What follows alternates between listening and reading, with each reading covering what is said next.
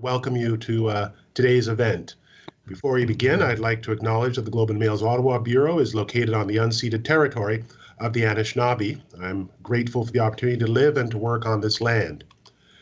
Now to the topic at hand. For business owners, diversifying your investments can play an essential role in de-risking the family business, and family governance structures, opportunities for generating liquidity, and new investments can all play a role in fortifying the family portfolio.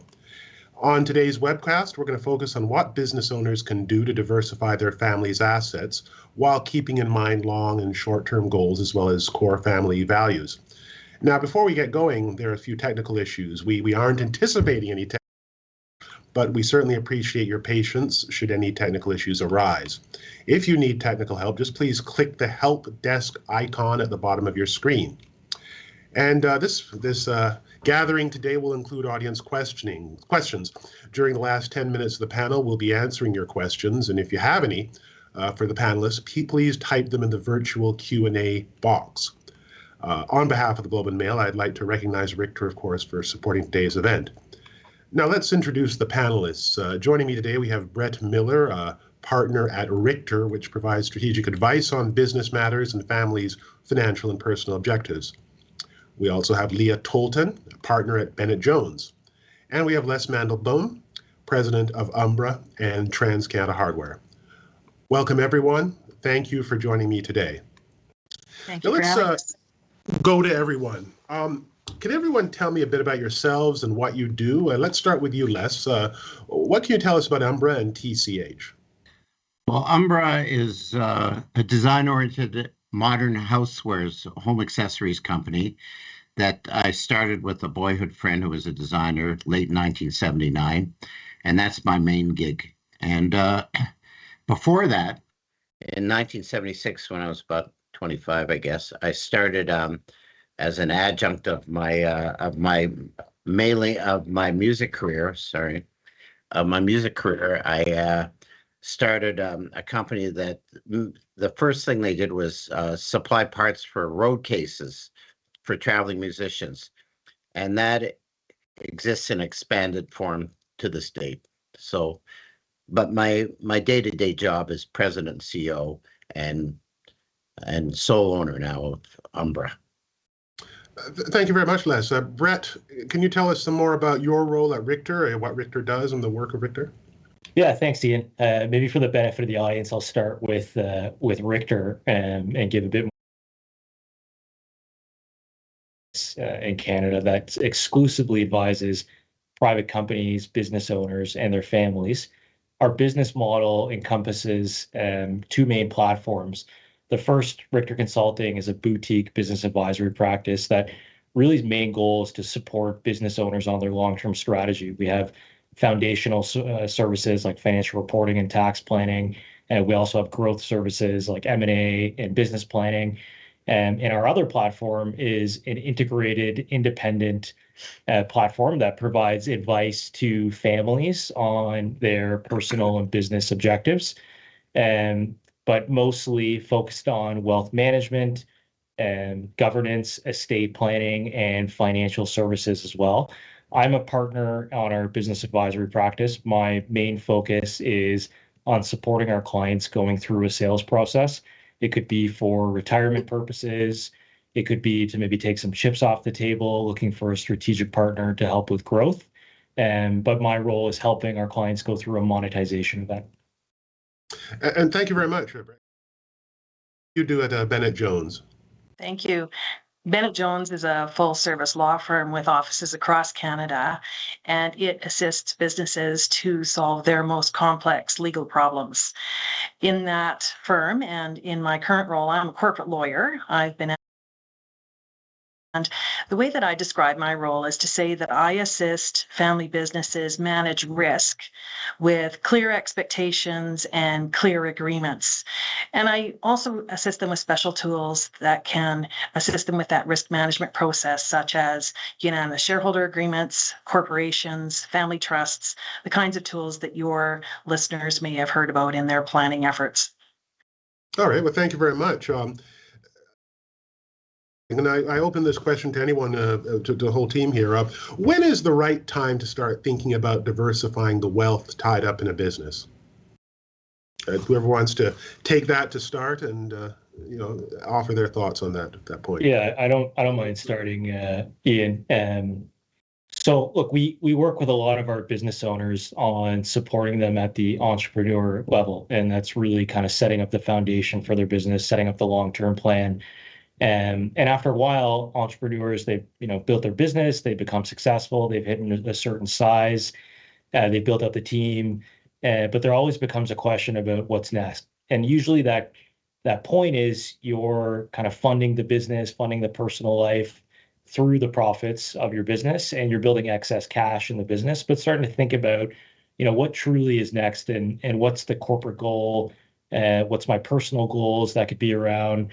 Do I want to keep the business? Do I want to focus on growth? Do I want to bring in a professional management team? Do I want to try to transition the business to the next generation? And this is usually the precipice around business owners starting to think about selling, transitioning, really understanding or thinking about what is next for me and what fits my long-term goal on the personal side and also corporate. Leah, what are your thoughts about the right time to start thinking about diversifying the wealth tied up in a business? Well, I agree with a lot of Brett's comments. And what I would say that I often see in the legal realm is that people typically start thinking about diversification at natural transition points. They think about retirement, they think about sale, they think about estate planning. And certainly those are times when people have diversification at top of mind. But I like Brett's comments in respect of, taking a look at what your goals are in terms of what you want to accomplish, because I think it's ideal for a family that is in business to consider on an ongoing basis what it wants to put in place as a continuity plan that will preserve not just the wealth, but the family. So, there are lots of places throughout the business life where diversification is important, even between those major transitions that I described. Les, what are your thoughts on this? Well, I think I did a natural diversification early. I mean, there's two separate businesses that are doing different things, so the chances of them both having problems at the same time seemed quite remote. And the other thing I did was as soon as I had some excess cash or credit, I bought the warehouses that we're using here and in the U.S. and maybe fortunately, unfortunately, in China as well, our facilities there, some of which I still own. And that seems that was drilled into me as a young boy. I mean, that's what my parents did, my grandparents did, and it seemed to work, particularly in Toronto, and it obviously has worked. The other thing is I bought vacation homes, so I think quite well diversified and still get some enjoyment, some use out of the properties. We also have a flagship store, a building in downtown Toronto, which has gone up significantly in value over the years. So that's my diversification. Thanks very much, Les. Brett, to drill down onto some aspect of this, what are the typical options for diversifying the wealth tied up in a business?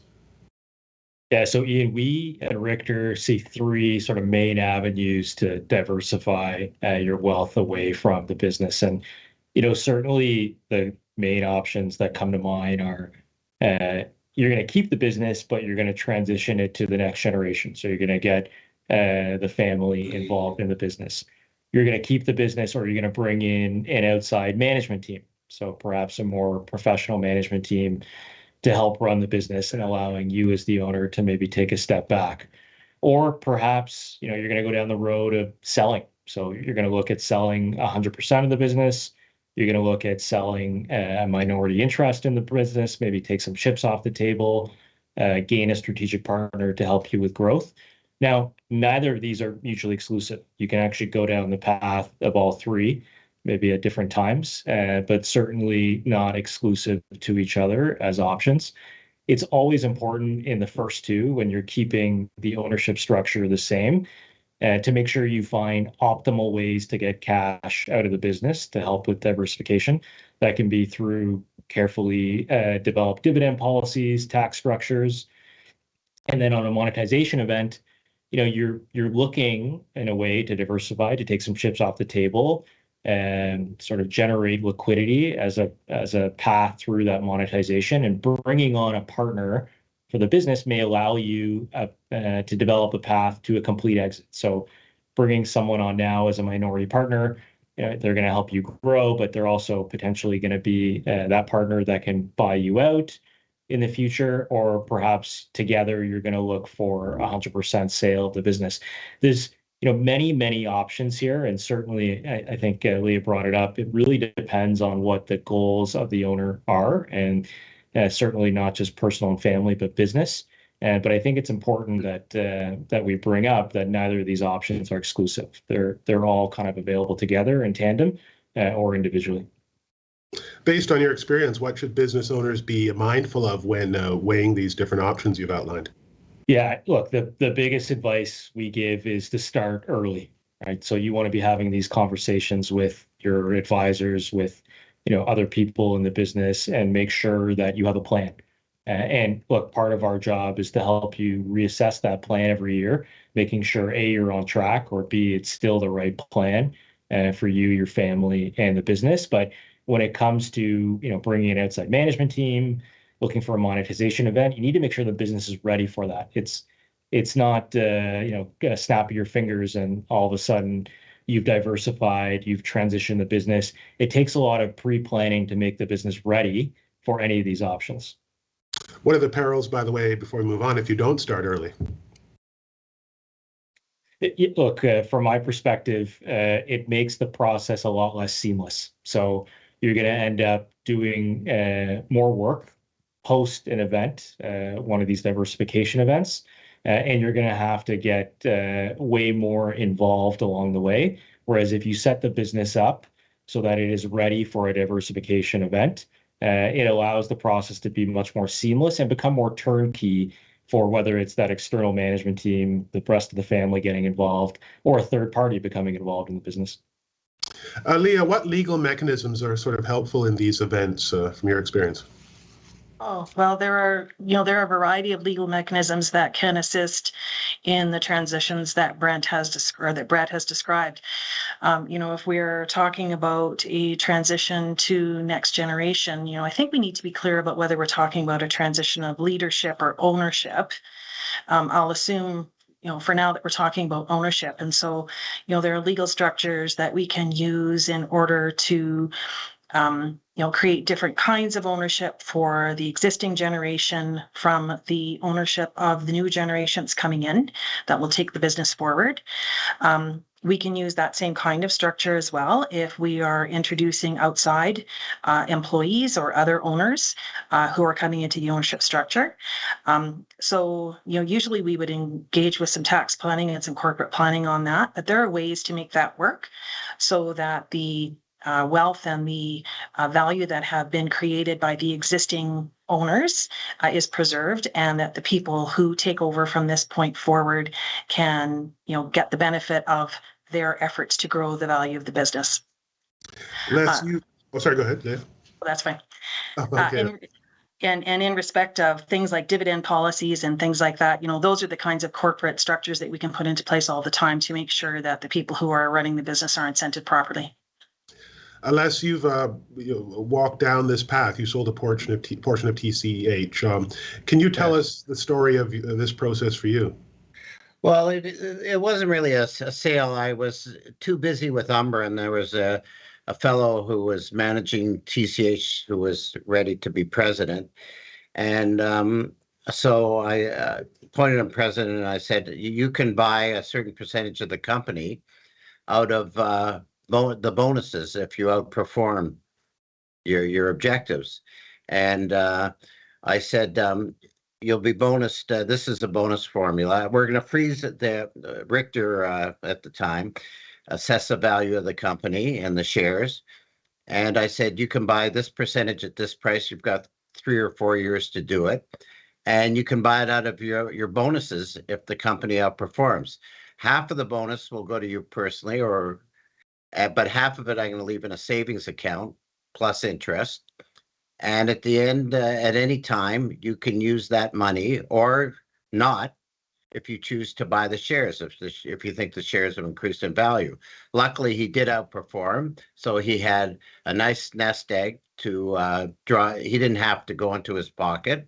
And out of the savings account, he was able to buy that percentage of the company, which was a good value for me, for him and me. So it worked for both of us. And but I didn't get any actual money out of it, but I did get a very good performing company that was a great investment. So that's how I did it. Based on your experience, is there any advice you'd offer to folks who find themselves at the beginning of such a journey? Well, first of all, the key is having the right people in place. It's best if you can grow your own. Somebody who's in your employ rather than an outsider, because you never know. Somebody you work with for years who's earned the right to take on that role, and you feel comfortable with them being your virtual partner and running your business and handing the reins over. So he started very young with me.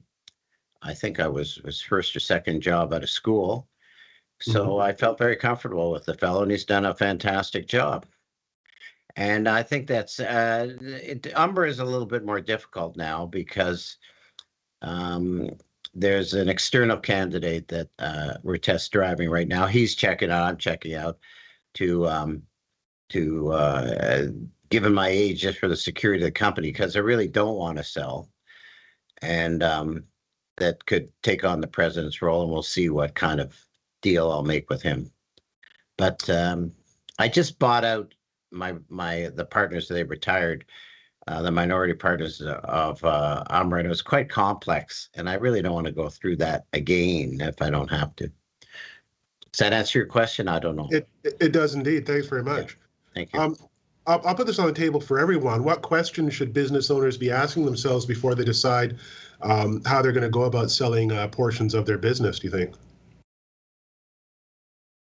Brett, do you want to start? Or? Yeah, I'll start out. I'm just going to piggyback off something Les said there too before I answer your question, Ian. But look, the number one issue we're dealing with, and many of our business owners and clients are dealing with, is having that succession within the business available, right? And having someone or a collection of people within middle management that are able to sort of step in and run the business, or at least be groomed to run the business. And that's something, whether or not you're trying to get your family more involved in the business, or again, bringing in some external management, or looking to sell the business, that's needed in every one of those avenues. Someone that can be turnkey in the business, that if you needed to step away, or, if there's an unfortunate life event where you're forced to step away, there's someone available there to run the business and keep operations sort of turnkey. I would say that's sort of, one of the main issues we see across the business landscape within our clients. To answer your question, Ian, look, I keep bringing up kind of personal and family goals, but it is incredibly important knowing what these are before you decide to sell. So, are you, as a business owner, wanting to spend more time with your family or partner? And does that align with potentially selling the business? Are you weary of a normal or another global event like a pandemic and want to allocate resources away from your business into other asset classes such as real estate, or maybe just stocks? And maybe it's a collection of all this. And frankly, from a corporate perspective, do you believe that you've taken the business as far as you can? You need help growing it further through a strategic partner. And have you already created your kind of impact and legacy within the community? Do you want more time to create more of an impact and legacy in the community? Or simply, do you want to remain in control? Some people, your life becomes 100% revolved around your business. And when it comes to thinking about what's next, it's kind of easy in theory, but in practice, when it actually happens, it's a bit daunting. And you may not be ready for it at that time. I'd say that's a really key question to answer. And frankly, are you ready for the emotional side of selling? So it's an invasive process. It's a time-consuming process. Back to my previous comment of, eventually you're kind of going to let the reins go. Are you ready for that? It is an emotional roller coaster. A good advisor will help you through that process and sort of make it seamless and take over the project management of it. But it's invasive and time consuming. Thanks, Brett. Leah, what do you think about all this? Well, one thing that we haven't really touched on yet in this conversation is whether there is and whether there should be some consultation with other family members in respect of what direction the business should go next. And so I think it's also valuable when one is considering one's own energy level, one's own desire, one's own legacy, to consider whether the family as a whole has some goals or some interest in generating wealth for more than the current generation. I think that's a helpful piece of information to have. And also to think about whether there is an interest among the family to manage the business in its current form or to seek strategic growth opportunities to grow wealth for other generations. And, what I often see is that family members are not necessarily asked what they might see about that. And not every owner is comfortable having that conversation. Perhaps if that's a question to be asked, perhaps a professional could assist with facilitating that. But the views of the family members are really important in terms of what goes on with wealth in the future.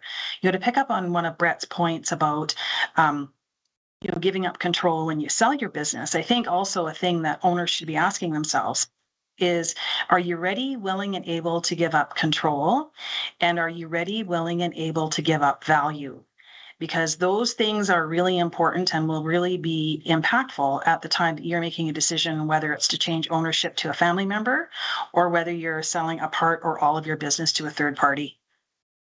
Let's. Do you have any thoughts on these matters? What questions do you think business owners should be asking themselves before they decide how they're going to go about selling portions of their business? What, from your experience, do you think? Well, I agree with the comments of Brett and Leah. So in my when I started, there was guys my age that started their businesses, and most of them have sold, and most of them had a lot of regret. They were a little, even though they got big checks, they still felt very emotionally tied to their old businesses. And when it changed, and it did change, particularly private equity, or they merged with a couple had merged, and I saw that happening, and it scared me a little bit because I'm still quite emotionally tied to particularly Umbra, and so that causes me some concern. And my father too. I remember when I was first year university, my father phoned me up and he had a sizable business. He says, "I got an offer to sell the business, but I won't. You've worked in it in the summers and such, and what should I do if I won't sell it if you're interested?" And it was the '60s, and I remember, I regret it to this day. I said, not only am I not interested in the door business, which was at the time, but I'm not interested in business, period. And I've got two boys in their 20s right now, and I'm getting payback a little bit on that. So one of them is quite able, but he's more tech oriented. So I'm leaving the door open, but I am having the conversations with them. But I still. I still have plan B, which is management takes over and I step back rather than sell. But, who knows what will happen? The family in the end will decide with or without me, I guess. Does that answer help at all? Yeah, it does. It does. That prospect of being lost is very sobering. Yeah, even my father, when he retired in his 80s, it wasn't, I could tell it wasn't a great ending after that. He sort of lost his identity a little bit and his drive, and then health suffered after that. So that scares me a little bit too, because obviously I think I'm like him in some ways. So it's retirement doesn't, unless you're really miserable with your business or you need cash, entrepreneurs should think twice about that exit, I would say. That's very good advice. On a call leading up to this event, you talked about how you diversified your wealth through real estate. Can you tell us more about what your strategy was and how you went about that? Les? Who's I'm that sorry? question for? Oh, that for you, Les, actually. It asked me. I'm sorry. I thought it was for one of the others. What are you asking me again? I'm sorry, sir. Sorry. On a call leading up to our gathering today, you talked about how you diversified your wealth through real estate. I was wondering if you could tell us more about your strategy in doing that and how you went about it. Yeah, well, the first building was here actually in Toronto. I had rented for like 13 years. And I really wasn't thinking about, I had a fight with my landlord over, he wouldn't change the toilets. Mhm. And it was just an emotional thing. I said, "You're not going to change the toilets? Will you sell me the building?" He says, "No." And I went across the parking lot. I heard rumor that this building that I'm in right now was for sale. And I knocked on the door. It was kind of funny at the time. He kind of threw me out at the time, but I ended up buying this building here, which turned out well. Um, and then I was saving up to buy a house. I still didn't have a house. I got married late, but I thought it was time for me I was in my 40s. I still didn't own a home in Toronto. And I heard that we were renting a warehouse in Buffalo and it was pretty dirty. And I heard they were auctioning, Buffalo were worried about bankruptcy and they're auctioning off some of their properties very cheap. So I bought a huge warehouse, which I still own in Buffalo, and that worked out very well. It's funny, it wasn't really an investment strategy. I still, by the way, hadn't bought a house. And when I started setting up in China, because I wanted to set up our own facility there, a wholly owned foreign enterprise, because I had bad experience with contract factories copying us. We set up a factory, but we didn't have management. So I rotated foreigners in there. And I thought, well, I better house them correctly. So I bought 6 condos for about 200,000 a piece, and they went up 10 times in value by the time I sold them. So that was a very good investment strategy, but it wasn't really an investment strategy. It just was kind of luck and what I needed at the time. So you could say it was a smart investment strategy. Just things turned out. The real estate ended up just going up here, not so much in Buffalo, I'd say, but I bought it pretty cheap there. But I used the facilities, and my company, when I even had partners, had to pay rent for me. So that was another stream of income. Mhm. And even in China, when we sold some of those condos, when I was able to get Chinese management, we bought an office floor in China that we still use. So, and find other investments in China. So I think it kind of worked, that kind of diversification. Maybe I unconsciously knew that that was a good idea, but I wasn't really thinking really that I was investing. It was kind of luck, I would say. Well, and Um, Les, you brought up a perfect example of the benefits of diversification on a call we had prior to this, which was Tell me. over the pandemic, your business was incredibly impacted by Yes. COVID. And obviously, a significant amount of wealth tied to that business, but you had your real estate holdings, Yes. which significantly offset the impact to your business. Right. And That's something true. that So is a that prime saved me. example. It was more than investment. It saved me because we had no income, but we didn't qualify for any government handouts at the time. Everything just suddenly stopped, and I was trying to save the business.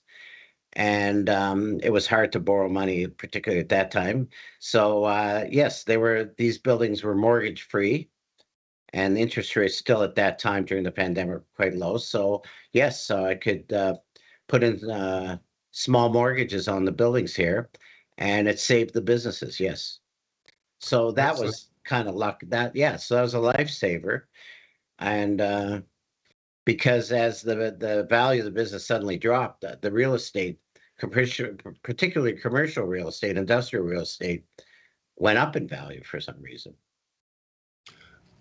I would turn this question over to everyone here. What's your advice when it comes to selling to private equity? Brett, do you want to Yeah, start? sure. I'll start. I can see Les laughing over there, but Look, Sorry. private equity funds they're very smart individuals, and they're regularly involved in the buying and selling of businesses, including growing businesses to generate returns. I think I go back to one of the earlier comments I made about what to consider before you think about selling, and there's lots of considerations. But before actually going to market and trying to find a party, whether it's private equity or strategic for that matter, you need to be prepared. And there is a due diligence period where everything will be looked at and evaluated within your business. And I think, look, we at Richter, we have a proprietary tool that actually is a diagnostic and assesses how ready a business is for sale. But there's kind of three or four main areas that most parties will look at it, including private equity. And the first is financial reporting, making sure that finances are credible.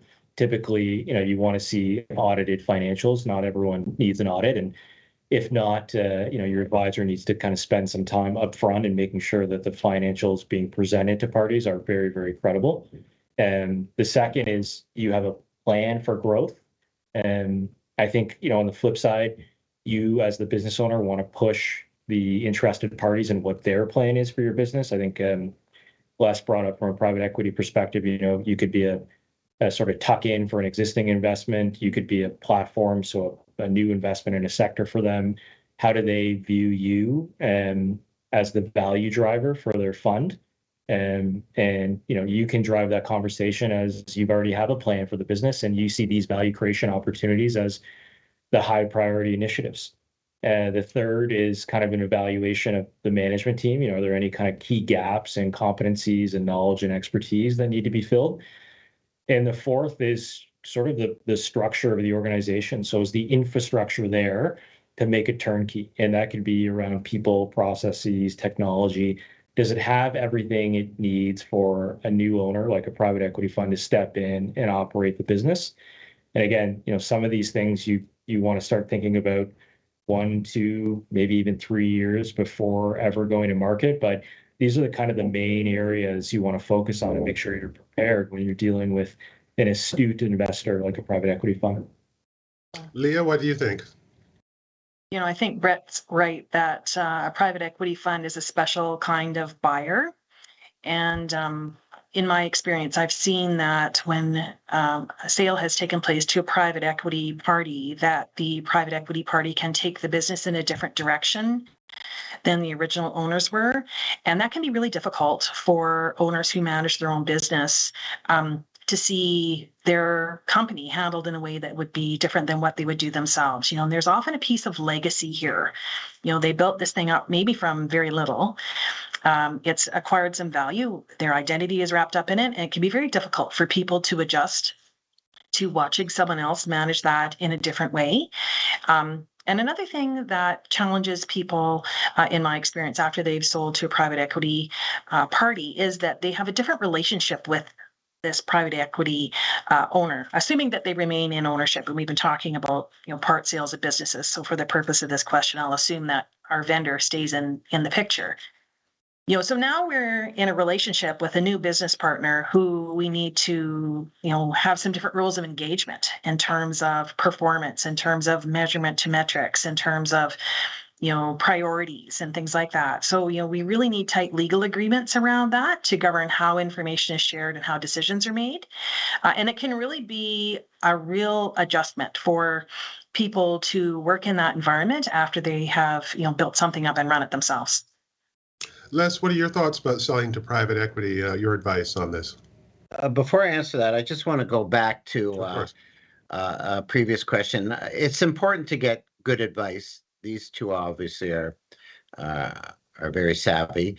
I do have an advisory board, and it consists of one of the people was originally with Richter. Now David Steinberg, he's with E&Y now. I'm sure you're familiar. He's on the advisory board, and so I have people that do help me. For many years, have been with me many years, and Aaron Chowski now is also was at Richter. Now they are part of EY now too, and there's other people as well that I rely on before I make any of those major decisions. So we meet regularly. with the advisory board that's, if anything happens, becomes a real board. It's and with real powers. So I do seek outside advice on a regular basis. Now, with private equity, I did tell you the stories of people that had regret. I mean, they liked Yes. the money, but they had regret that they with their own identities and Yes. with the new direction of the company. One thing I'm very aware of is the first thing private equity would to get rid of me, given my age. So I'm a little, I'm not, unless I'm ready to face that consequence, I'm not going to talk to private equity. But there's different, not all private equity is the same. And there's, some that are very active in the retail space that people local in Toronto, I won't name names, but people are very happy with and had good experience. So it isn't all bad experiences. And it depends, again, what's happening with your life. But you have to face, if you sell 51%, that it's not your company anymore. And I'm very attached to the brand, and the brand might change, the brand identity, and I'd have difficulties. And I've seen other people in my position have a lot of problems. Even my father, when he sold his company, went back when I was in college. And there were his friends that he knew he had grown up with some of these people that took control of his company, and he had major wars with them and affected personal relationships. So I'm colored by all those stories in my past. So I'm a little bit I'm not ready to do it, obviously, but that's me. Other people are. Les, you brought up one initiative too that Ian, we see more and more of with private companies is, obviously public companies have boards that have a very direct purpose as part of that company's operations and governance. And you kind of see less boards as part of private company ownership and operation. But more and more we see what Les referred to as these advisory boards. So sort of a sounding board for business owner operators that they can go to. And maybe it's a collection of people that have been there before, other business owners, other advisors, and they can be a sounding board for issues they're dealing with, business planning, long-term strategy. We see more and more of this with our clients in the private company space. And look, certainly from my perspective, it's a very, very big value add. Yes. Thanks. Les, you are the sole owner of Umbra, and you'd mentioned Yes. on our prep call that you were not looking to retire. Can you tell us about your plans for the business? Well, again, there's other options between retiring and stepping back. And given just my age, even though I'm feeling healthy, they're just to be responsible for the company and the other employees here. I think it's important that I hand over some major responsibilities to other executives. And it could be I go from president to CEO, from CEO to something else, board member. I mean, there's parts that are more interesting for me in the business. I've stepped back from operations and finance, but I still like the product and the parts that relate to strategy and the brand. I could maybe step back and have kind of a part-time job or something. So but if once you sell, then you don't have those options once you lose control. And that's what my plan is. And then as time goes on, who knows what with my children, maybe their minds will change like mine did, obviously. Obviously, I'm not so adverse to business right now as I was. And luckily, my father saw me live long enough to see me eat those words. But yeah, so I like playing music. I'll play tennis later on today. I've, very good. vacation. Yeah, so I'll do maybe more of that, and still be able to be in the game. So I want my cake and eat it too. Let's see if I can. Okay. So, by the way, Leah, do you have any thoughts on some of the issues that Les has raised? I think that, Les has raised some really important points in terms of, the way that, these decisions about um, de-risking and expanding interests, take place over time. As I said earlier, we think about these in the context of the big changes that everyone knows are coming, that we predict and we plan for. But really, this is an ongoing process. People change. They are not in the same life state or stage all the time. They have different experiences that they bring to the table that make them look at things differently. They surround themselves with different people who have different experiences and who have different input for them. So really, this is an iterative process. It's not a matter of you make the right decision at a point in time and it never changes. Good point. Um, for everyone, I guess, what are the significance of corporate goals and family goals in all of this? Brett, do you want to start on that one? Yeah, sure. Look, I think you hit the nail on the head here that you want to make sure they're aligned, right? And so, from a family goals perspective, are you seeking a wealth creation event to support the next generation? Are you seeking a wealth creation event to move on to another stage of your life along with your family? And does the family, i.e., your children or partners or extended family, want to get involved in the business?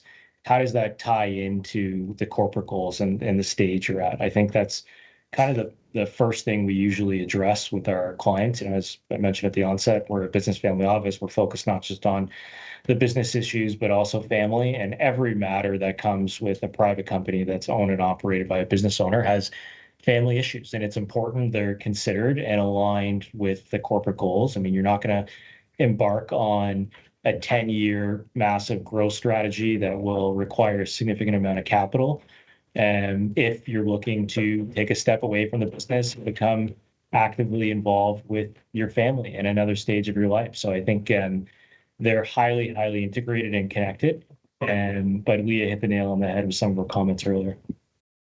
And Leah, do you have any thoughts on the significance of corporate goals and family goals based on your experience? Oh, I completely agree that family goals and corporate goals are very closely related.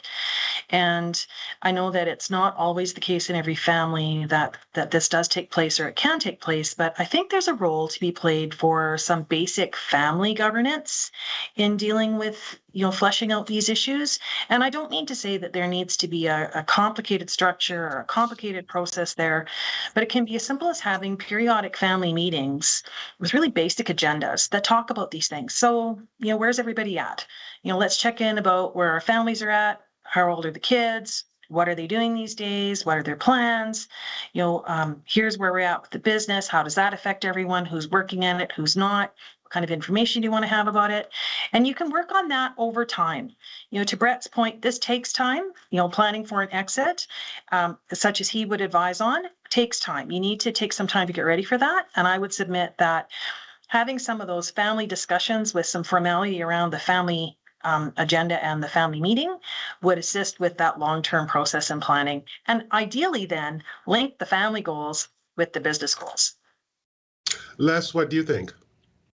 Yeah, well, you see a lot of horror stories of that when they're not aligned and families ending up, the worst situation is they end up splitting apart over this. And you feel somewhat responsible. I've seen it happen with other family businesses that it actually has a destructive, if you're not aligned and you're not fair about it, it can be a nightmare. And there's TV series that they've written about that. You're aware. So that's what I'm trying to avoid as best.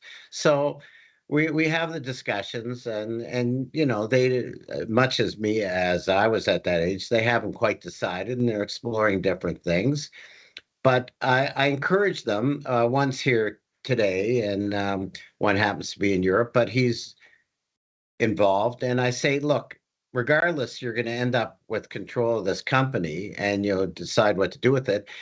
You should be aware of what's going on, and just for your own future and options. So they are, including my wife, knows I keep them well informed. I don't keep anything secret, and the door's open, and they come in and out, and they can work part-time, or there's different roles that they can take on or projects.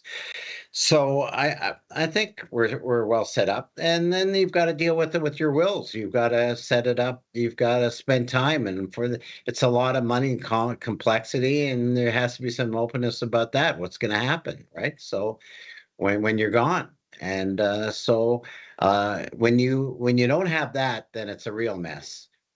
And Ian, I've seen that too. The HBO show Succession was highly entertaining, but we would not advise any of our clients to go through a succession process like that. And look, communication is key. I think Leah and Les both touched on that topic. Communication is key within the family.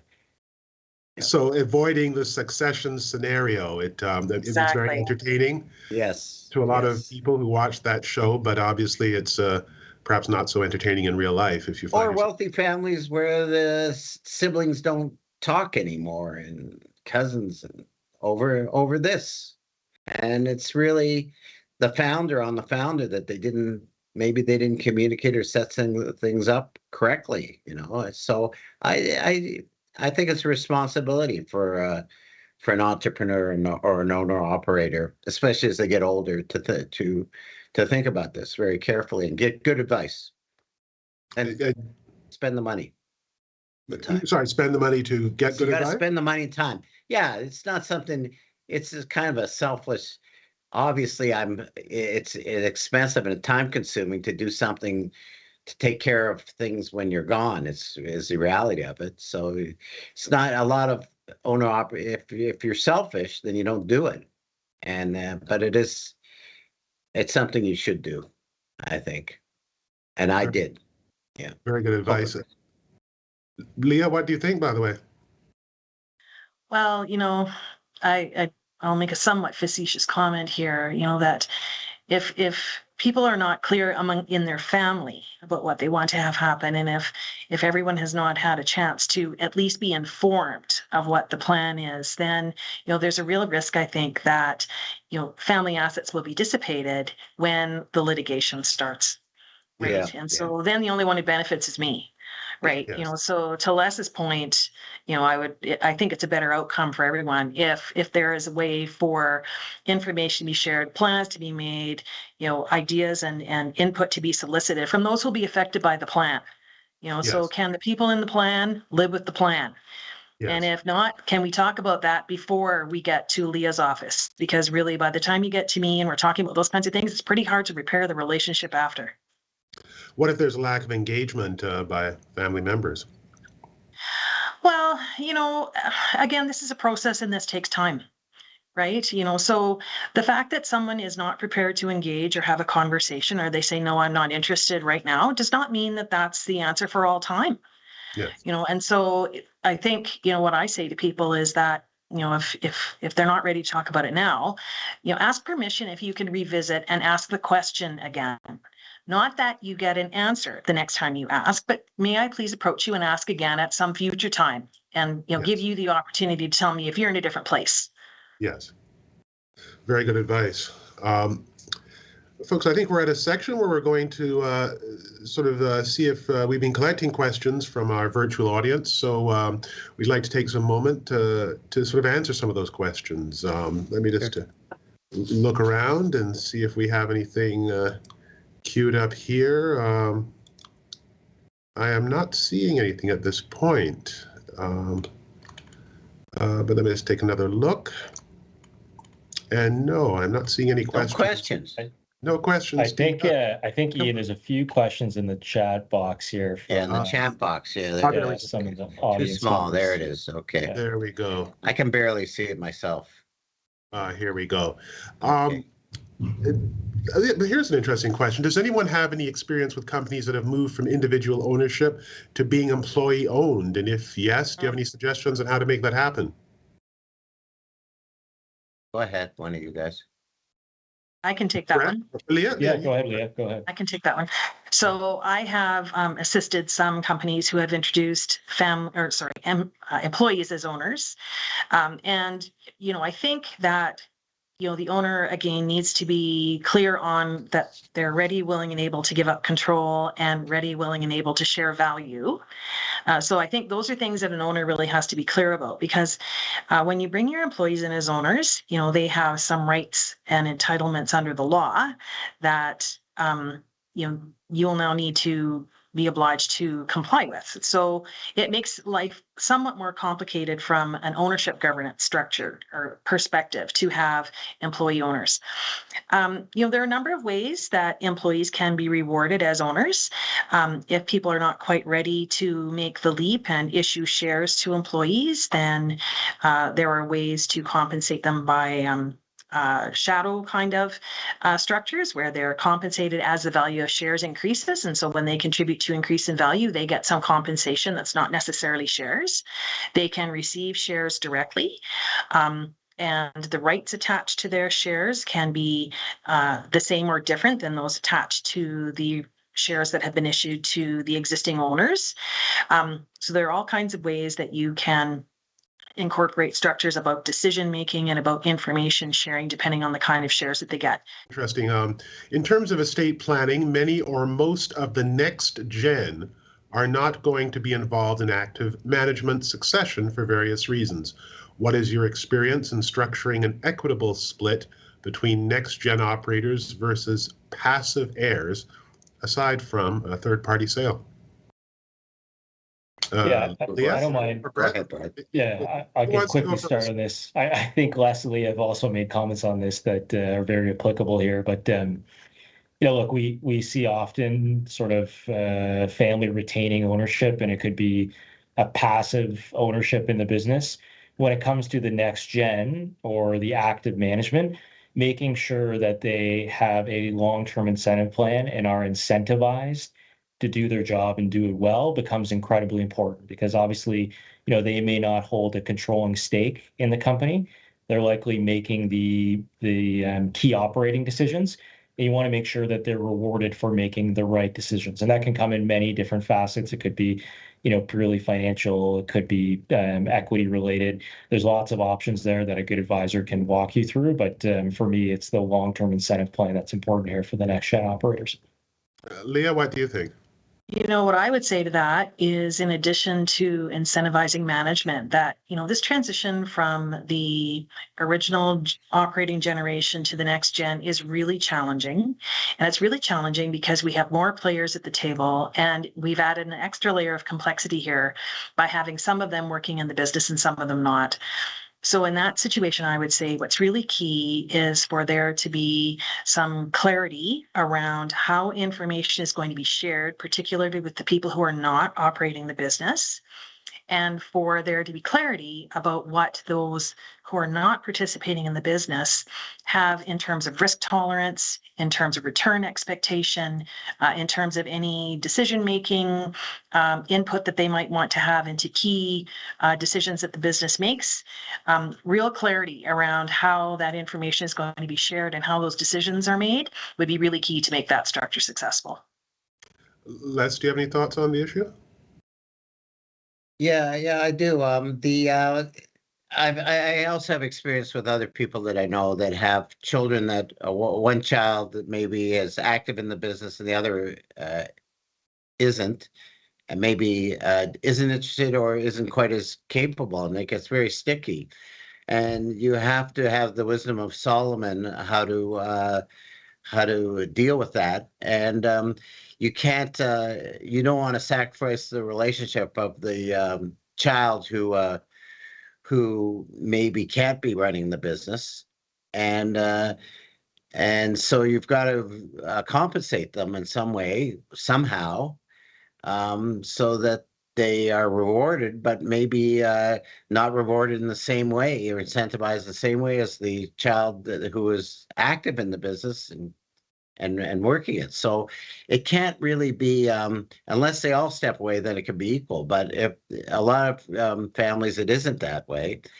And you've got to somehow walk a very fine line as a parent and as the present owner of the business to make it good for the business and good for your family. And it's Both, especially Leah, has seen it go both ways, I guess. And it's you get good advice, and don't make but you definitely have to do something that is right for both, and just live with it, I guess, and hope everybody understands. What do you say? Well, Les, I think you're going to have the last word on these matters today, because I think we've come to the end of our gathering on this important issue. On behalf of the Globe and Mail, I'd like to thank all of you, Brett, Leah, and Les, for joining us today, and I'd like to thank the audience for tuning in, so to speak, and also for their questions. And of course, thank Richter for. Please note that there will be a sharing of a link to the recorded webcast in about a week. And again, folks, thank you and all the best for the day and beyond. Thanks to everyone. Enjoy your day.